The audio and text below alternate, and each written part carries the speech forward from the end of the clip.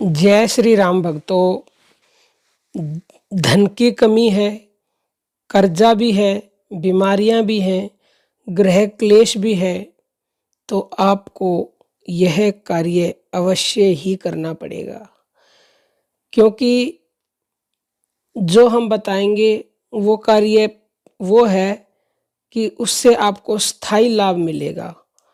कार्य तो बहुत सारे होते हैं, धन प्राप्त करने के भी, बीमारियां दूर करने के भी, और कर्जा से मुक्ति के भी, घर के क्लेश को दूर करने के लिए भी।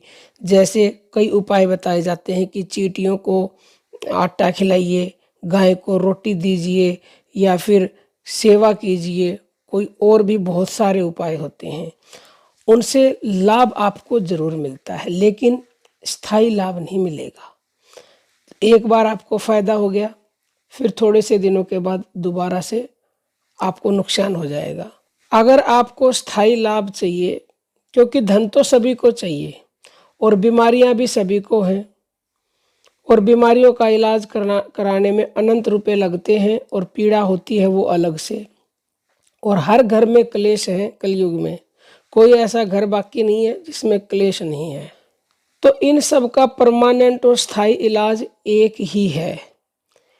नानक जी ने कहा है कि एको सुमरो नान का, जो जल थल रह्यो समाये, दूजा काहे सुमरियो, जन्म ते मर जाए।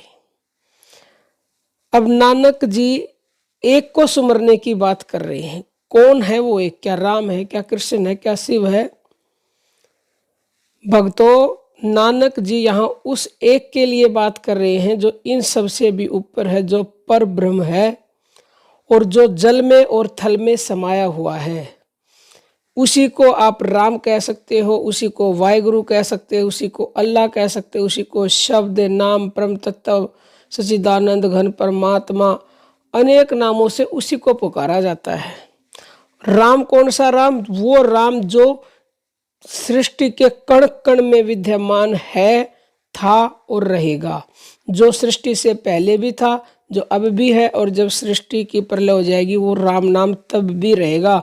उस एक नाम को सुमरने के लिए नानक जी ने इशारा किया है। समझदार हैं वो समझ जाते हैं, नहीं तो इस माया में, और क्योंकि जीव को भरमाने का काम है माया का, तो वो भरमाएगी आपको। कोई किसी इंसान के द्वारा भरमाएगी, किसी और के द्वारा, और इंसान भरम जाता है। क्यों भरम जाता है? क्योंकि उसे ज्ञान नहीं है, वो अज्ञानी है। तो हम हर वीडियो में बताते हैं कि इन इशारों को समझो, हम फिर भी बहुत खोल के बताते हैं, और आप उस एक को सुमरो जो जल थल में समाया हुआ है, तो आपके जीवन की हर समस्या खत्म हो जाएगी। और उसको सुमरने का भी एक तरीका है कि उसे निरंतरता से भजो, हर पल हर समय भजो, तो आपके जीवन में कभी भी ना धन की कमी हो सकती है, ना कोई बीमारी रह सकती है, ना कर्जा रह सकता है, ना घर में क्लेश रह सकते हैं। क्योंकि ये तो आपने भजन सुना होगा ना कि राम नाम के हीरे मोती मैं बिखराऊं गली गली, ले लो है कोई राम का प्यारा, शोर मचाऊं गली गली। और जिन जिन ने ये मोती चुगे वो तो माला माल हुए, धन दौलत के बने पुजारी आखिर वो कंगाल हुए। असल धन राम नाम जपने में ही है, उसी के जपने से धन मिलेगा आपको। बाकी इस दुनिया में कोई धनवान नहीं है। जिसने राम नाम का जप किया है, एक को सुमरा है, वही सबसे धनवान है, और उसी के जीवन में कोई किसी प्रकार का कष्ट रह नहीं सकता। आपका घर स्वर्ग के समान हो जाएगा, आपके घर की लड़ाई झगड़े सब बंद हो जाएंगे। क्योंकि बीमारियां हो, चाहे गृह क्लेश हो, चाहे धन की कमी हो, जब तक खत्म हो ही नहीं सकती जब तक भगवान की कृपा आप पर नहीं हो सकती। जिस दिन उसकी कृपा होगी उस दिन आपके कोई बीमारी है और आप दवाई ले रहे हैं तो वो दवाई तुरंत असर कर जाएगी।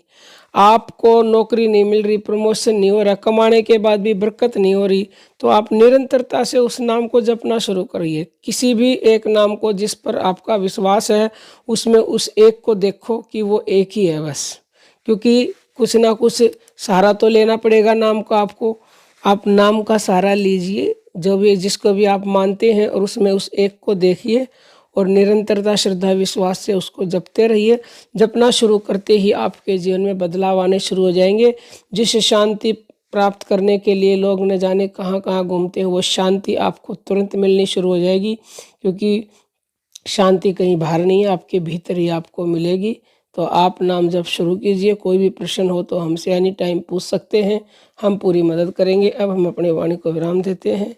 जय श्री राम भक्त।